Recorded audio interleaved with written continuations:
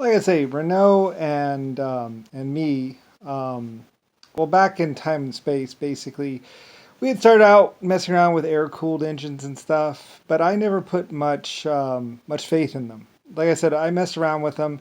They didn't run right. They got too much fuel or not enough fuel. And with the materials we had, the heat also, I think it might be on a cast iron or an iron head or something like that. I'm not exactly sure, but there's a problem. I know with the way the metal was or something like that. The I forget exactly what's wrong with it.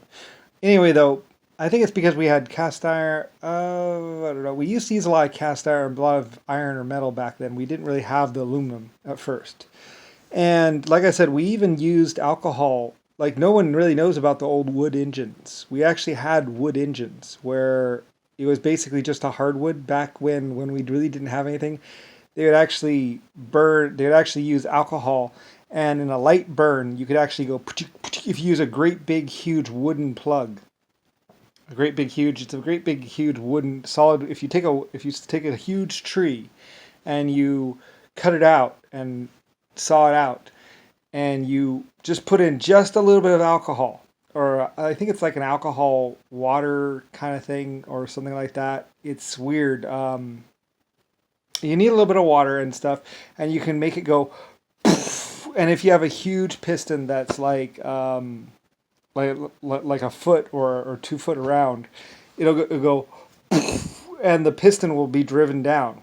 They're not very high power, and if you have you can even do. They even did like a metal top to them, so you could actually do like wood. We actually had wooden barrel engines where you'd inject alcohol into it, and it'd go, and it would inflame it enough that you'd get a little bit. I mean, it could run a sawmill. They could run certain things, but they didn't run really like no one really remembers the old wood engines like I do. And they're basically just a barrel, pretty much, and then like a tree-size piston that's been shaven just right, and then augered out, and then basically you put like another pin and what's called, and the engines would run for about a couple miles or so. They didn't have much power, like I said, and they tend to burn on top. We'd put like a piece of metal or a piece of lead or something, and I think that was the problem is that we started out using lead, and the lead would melt and was carcinogenic. So, but we figured that out from the heavy metal poisoning. We're like, ooh. So we switched over to a more of a metal. Anyway, to try and get the pressure up. Like the old engines were actually made out of wood because wood's way more common than metal. I mean, metal is really hard to make versus like a wood engine. You can make a wood engine out of a tree basically, and it'll run. It'll run just fine. I mean, you just put like a metal top to it, and then you just use alcohol. You can't use anything high heat. And it has to be like a slow stroke, like a. You have to do it based on size. It can't be a small piston. It has to be like a big thing that goes. And if it's like a foot round or so, that engine will run. It'll run a belt. And if you use a great big huge stone counterweight, in the old days we used to use like great big huge stone counterweights. Basically this giant huge rock, and these engines would go, and it would get that big stone turning slowly. You go, and so the torque and power is actually based on the stone. So you can go. So we actually made wooden engines. I mean, they're all solid wood, and they ran pretty good. Last about a year maybe or so, and then you got to take them apart and or something like that. And you grease the cylinder liner. Basically, I forget how it works. I think they use like wooden dowels actually because it wasn't really like high pressure or anything. It was like it's like a 1 foot wide piston. And most people would be like, "Are you crazy?" It's like, nope, we did it. They were actually pretty popular back in the day for sewing machines and like any kind of light duty kind of thing. You'd have and it's a wooden engine out there in the back. You use like a hardwood, like an oak wood or anything like that. And I think it was pine on the outside, and then the actual cylinders were like oak wood or something like that, oak wood cylinders. And they ran pretty good. I mean, they would turn a big wheel.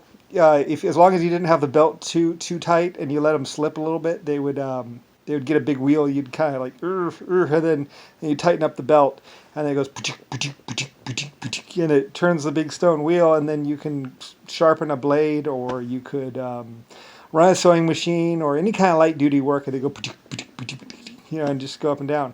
And we sold a few of those. I mean, I mean, I did a lot of wood stuff, a lot of wood stuff, because wood's common everywhere. Once you get the trees growing, then wood's everywhere, and a lot of people would just take the design and go, it's a lot easier to get a wooden engine than it is to get a metal engine.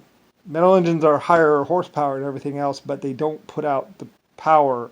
And a wooden engine also works great with steam. You could run a lot of wood engines. They would just put it to a little heater, like they would buy like the little metal. They had these little steam things, I think, and they would just run the steam to it, and they go, and it would just do that, and it would make and then you could get some power out of it, or you could do it the alcohol way. Like I said, you could do it either way, and there was both ways for that. So we used to use these great big wooden engines and stuff, and they'd actually do pretty good. I mean, not really that great. And then later on, like I said, as metal got more common and we got the higher heat and higher temperatures and everything else, we got the right mixture of metals and rocks and everything like that. Like I said, I paid my shot people really well, because like they knew X amount of this, X amount of that, and you get this kind of metal. So like I was paying them a lot of money because they really mattered a lot. And other people wanted to cut them back with their pay, and I was like, no, I'm not cutting back my experts. Like, those people have been doing it a long time. They know what they're doing. The metal comes out right every single time. So I'm not going to, no, I mean, maybe a little, we talked to, we worked it out. I think they did take a pay.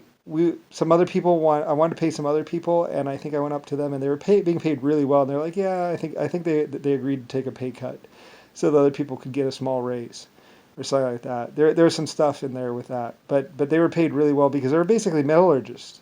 Like, they knew how much of this to do that, and they would go and get the right amounts every time, and every time the metal was perfect. So I was like, look, every time the metal is perfect. So, and I'm the best, and that's because I have good people. So I'm like, I'm not gonna jinx it. I'm not gonna change. These people they really know what they're doing, and we give them the best equipment, and they're doing really well. So. Not going to change. Anyway, but that was later on when I was this big empire and all that. And like I said, my people would go without pay sometimes. They would be like, oh, it's okay. 'Cause there's still food on the plate, so we're good. It's like, okay. So, that was all before like Hitler and people started to get this idea of war and all that other stuff. And it's like, oh.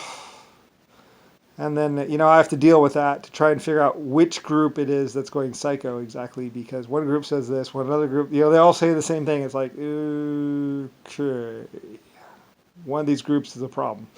So then I have to start working out which group and which individuals it is, which is the real nightmare. Like if you just say, go ahead and just go shoot all the blacks, that's easy. But if you want to find that one or 5 people in the whole population. And that's what I wanted. So, my people went to work. It's like, where are these people? Who are these people? And so finding those few people, and then like I said, and then he was wearing that ring around, and then they knew right away because there's photographs of that ring with that other girl. So, and another thing is, he goes through a couple women himself. He's like, my wife would have wanted me to have it. And I think he supposedly married a white woman or something like that. It's like, no, you did not. You raped her and you forced her at gunpoint. It's like, get away, you sicko.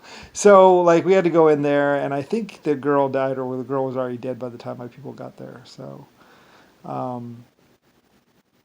anyway, yeah, like he married some black queen, and then he married a white queen or white girl. He left that one or something, or killed her or something like that. I don't know. He was a psychopath. And then anyway, yeah.